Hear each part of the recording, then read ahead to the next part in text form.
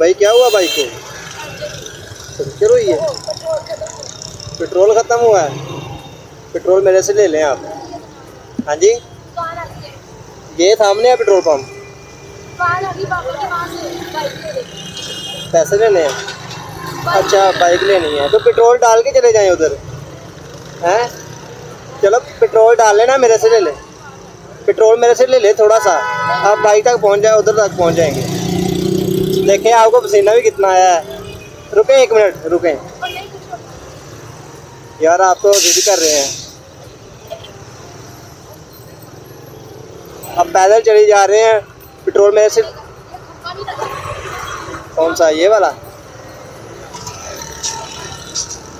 चलें चलें, कोई नहीं, अगर पेट्रोल लेना है पेट्रोल ले लें, कोई बात नहीं है। चलें ठीक है, आपकी जैसे मर्जी। मैंने कहा आपकी मर्जी।